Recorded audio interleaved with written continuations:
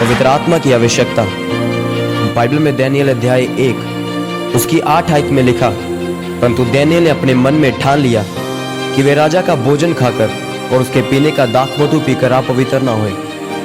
मेरे प्रियो, जब हम बाइबल में दानियेल के बारे में पढ़ते हैं तो लिखा है कि दानियेल की जिंदगी में एक समय ऐसा आया जब उसे वचन पर स्थिर खड़े रहना था।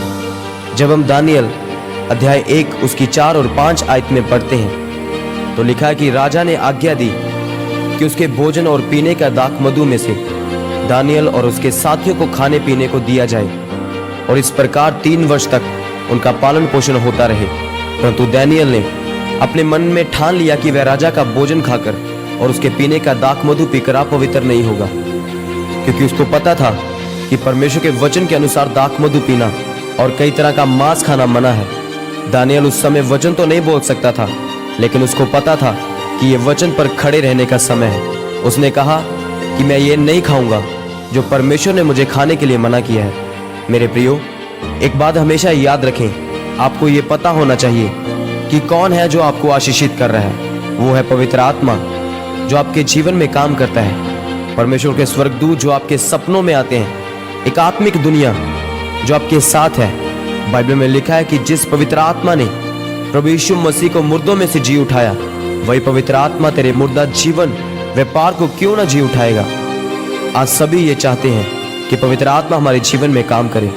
जब आप बाइबल को ध्यान से पढ़ते हैं तो आपको पता चलता है कि पवित्र आत्मा उसी के जीवन में काम करता है जो प्रभु यीशु मसीह के जीवित वचन पर खड़ा रहता है। मेरे प्रियो, जब दानियेल के जीवन में समस्या आई तो वह परमेश्वर के वचन पर खड़े रहने के लिए तैयार था, चाहे उसको किसी भी तरह की सजा मिले।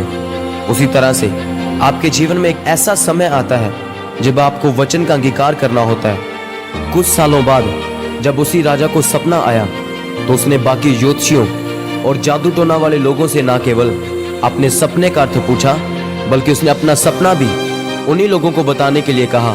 तब दानियेल की प्रार्थना करने के बाद परमेश्वर ने राजा का सपना और उसका अर्थ दानियेल पर प्रकट किया। मेरे प्रियो, बचपन से परमेश्वर के वचन पर स्थिर खड़ा रहकर और राजा के द्वारा दिया गया भोजन ना खाकर दानियेल इस योग्य बना कि परमेश्वर ने अपने गहरे वेदों को उसके ऊपर जाहिर किया। याद रखें, इस तरह का जीवन व्यतीत करने और परमेश्वर के वचन पर स्थिर खड़े रहकर और वचन का अंगीकार करने के द्वारा पवित्र आत्मा आपके जीवन में काम करता है और अपने वेद उनको देता है जो परमेश्वर के लिखित वचन पर अड़े और खड़े रहकर चलने के लिए हमेशा तैयार रहते हैं। इसलिए आज आपको भी परमेश्वर के वचनों पर स्थिर खड़े रहकर चलने की जरूरत है, ताकि परमेश्वर आपके जीवन में अद्भुत कामों को कर सके। परमेश्वर आपको इस वचन के द्वारा आशीषित करे। आमीन।